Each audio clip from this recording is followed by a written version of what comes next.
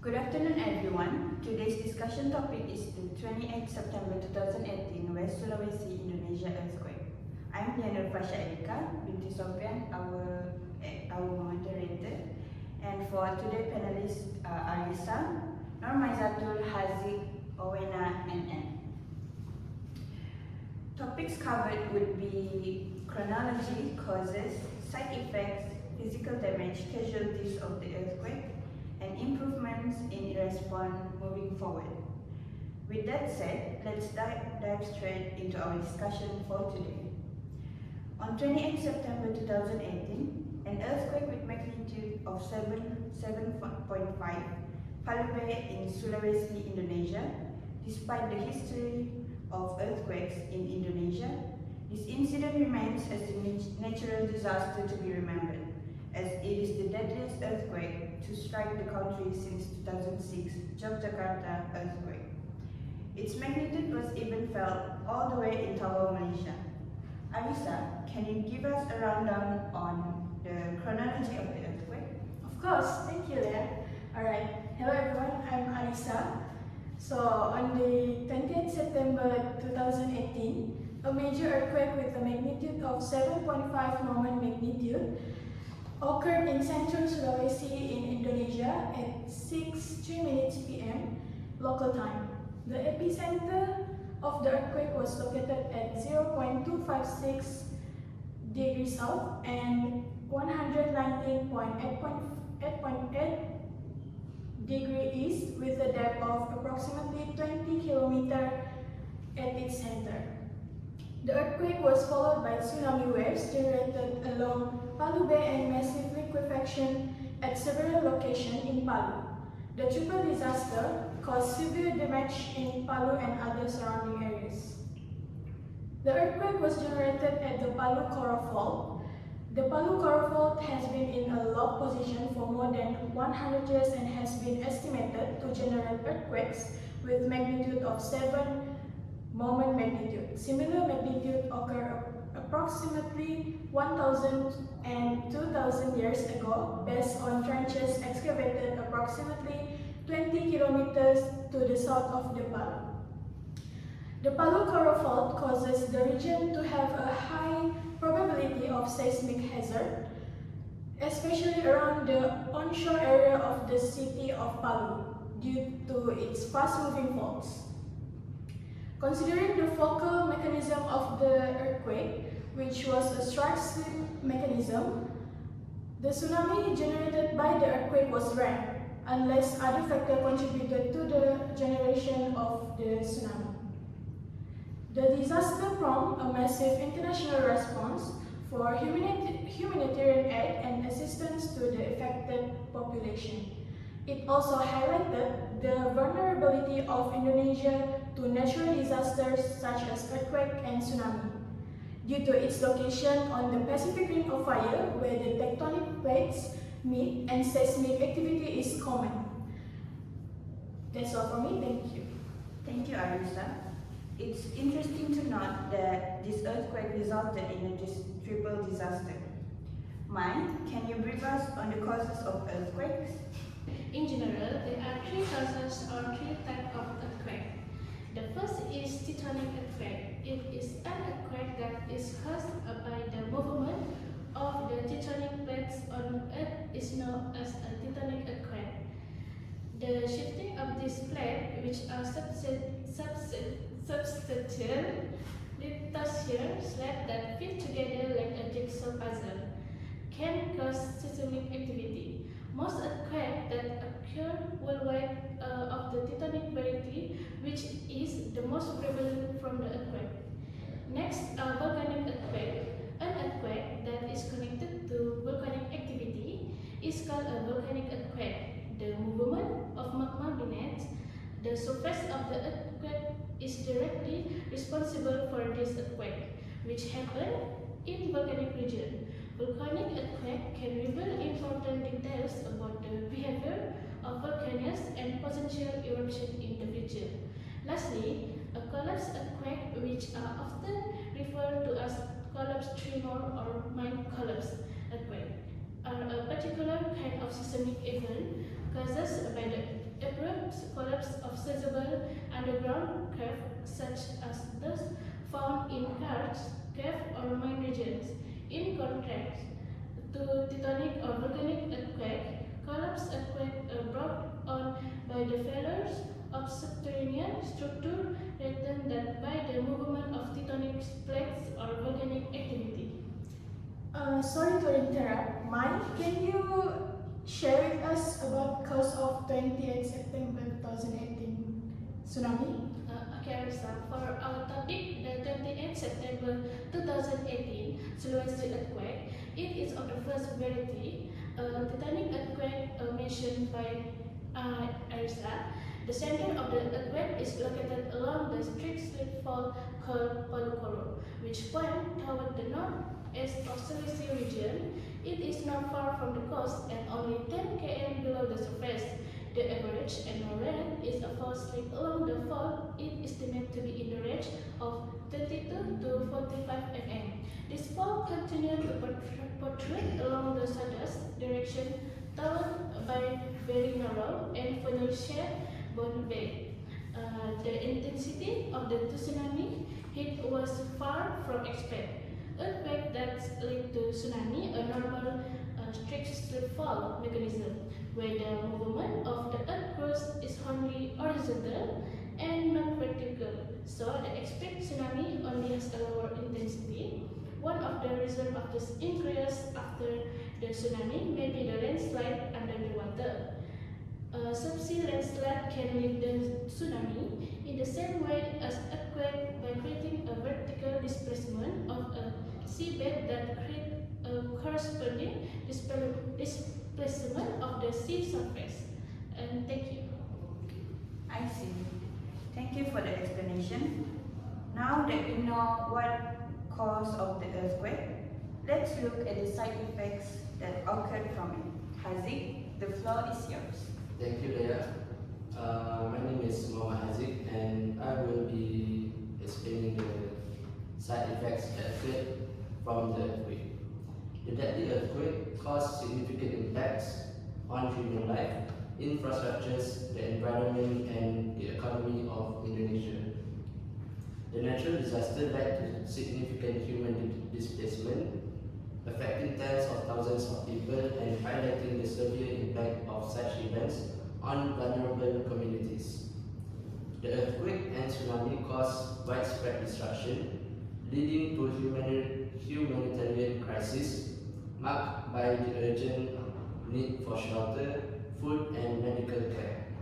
The combined force of the earthquake and tsunami resulted in the displacement of approximately 80,000 people who were forced to flee their homes in search of safety. Temporary camps and shelters were quickly set up, but the conditions were terrible. The lack of clean water, sanitation, and medical facilities increased the suffering and risk of disease outbreaks. The destruction of infrastructures hindered relief efforts, making it difficult to deliver essential supplies and medical aid. Many roads were impassable, and the damaged airport in Palu further complicated the logistics of getting help to those in need. Sorry to interrupt you, Haziq. Can you tell us about the economical impacts of the earthquake? Alright, as for the economic impact, the most immediate economic impact of the Sulawesi earthquake was the extensive destruction of infrastructures. Buildings, roads, bridges, and utilities were heavily damaged or destroyed, particularly in the city of Palu and surrounding areas. According to the Indonesian National Board for Disaster Management (BNPB), the estimated cost of the physical damage was over $1 billion.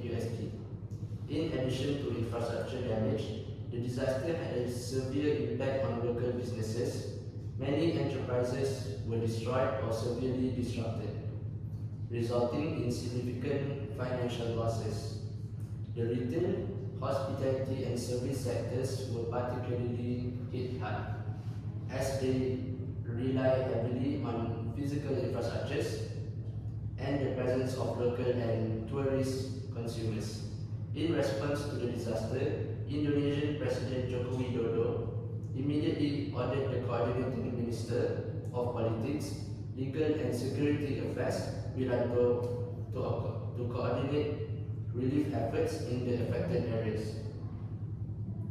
The Indonesian government, along with international organizations and NGOs, launched a massive humanitarian effort.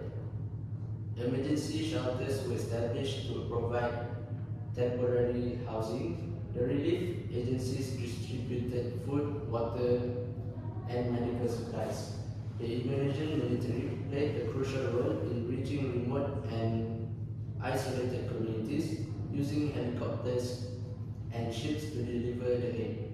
International aid flowed in from various countries such as Australia, Japan, and the United States, providing much needed resources and expertise.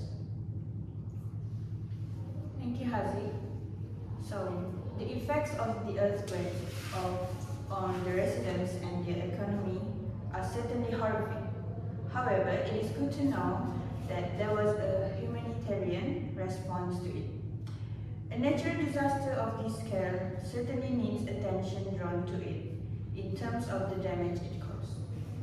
So, Owena, could you brief us on the physical damage caused by this earthquake? Alright, thank you, Leah. I'm Owena and I will talk about the physical damage. So, the seismic event that struck near the city of Palu caused destruction that greatly affected the region, where it spreads throughout urban and rural areas and affects infrastructure, residential buildings, public facilities, and natural landscapes. The earthquake caused severe damage to many buildings and essential infrastructure systems across West Sulawesi. In Palu and the surrounding areas, many homes, especially made with non-reinforced masonry, crumbled under the intense seismic forces. High-rise structures, including hotels and office buildings, were badly damaged or collapsed entirely. The Aurora Hotel in Palu, which is a 7-story building, were collapsed and trapping many people inside. At the same time, roads and bridges for transportation and emergency response were severely damaged.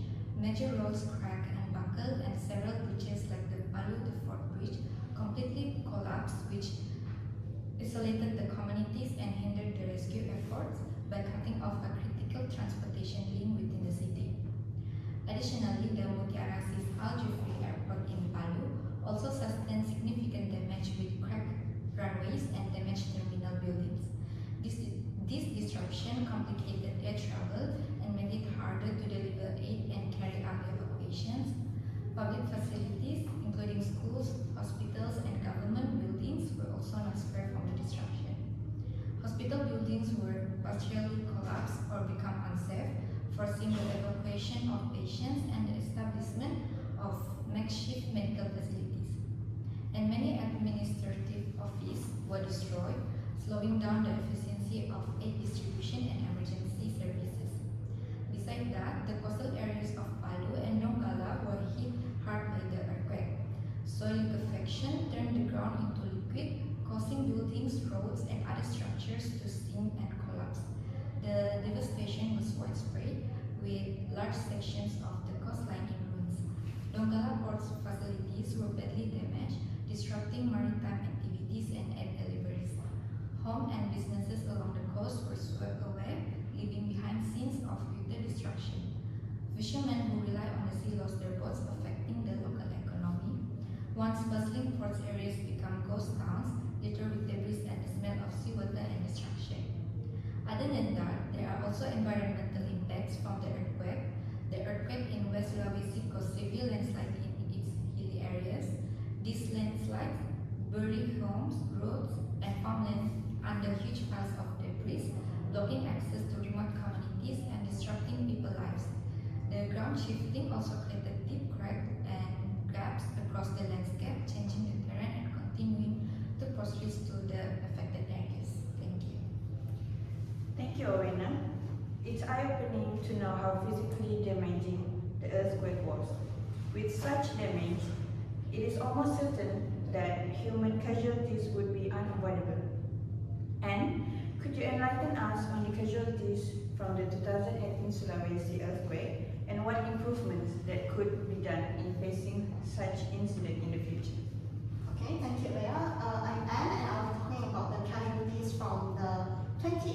Sulawesi earthquake.